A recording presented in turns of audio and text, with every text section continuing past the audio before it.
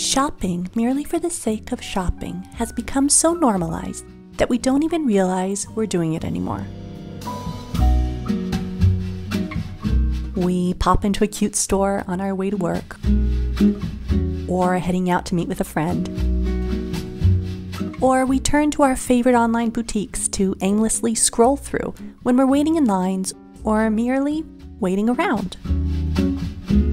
The problem is that popping in and scrolling often leads to buying.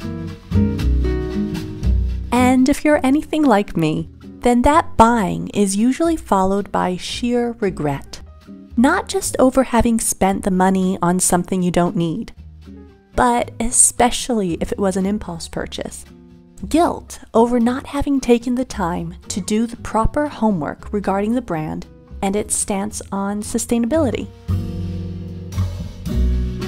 The important thing here is to press rewind on that guilt. Guilt tripping yourself won't do any good. But what you can do is try to do better.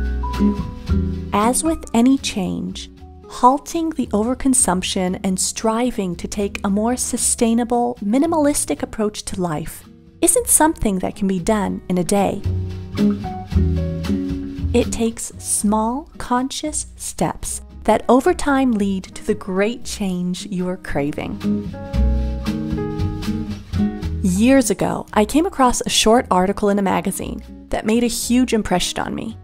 It was about a French fashion editor who was talking about her minimalist capsule wardrobe and how she was so happy streamlining the pieces in her closet and the impact that had in her life. I remember the accompanying photograph vividly, and I can still see it in my mind's eye clearly enough to draw it.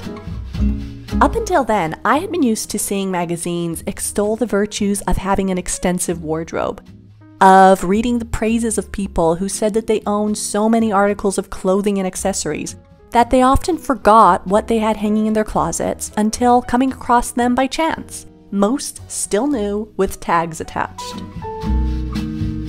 This was before minimalism was itself a thing, and the admittance that you might have worn the same pair of jeans 3 times in the same week to be akin to a cardinal sin.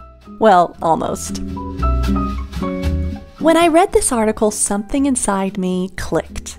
This editor spoke about the freedom she felt by living this way, and I began to yearn for that feeling. Although it didn't happen overnight, little by little, this was when I decided to change my way of shopping. So I guess this article helped me cut back on my shopping habits. Probably not the intention of a fashion magazine, but there you have it. Like with everything, going from being a maximalist to a minimalist doesn't happen overnight. It takes perseverance and unlearning certain behaviors that most likely you don't even realize you have until you start digging deep. Pretty soon, that momentary shopping high will be replaced with something that lasts a lot longer. Freedom.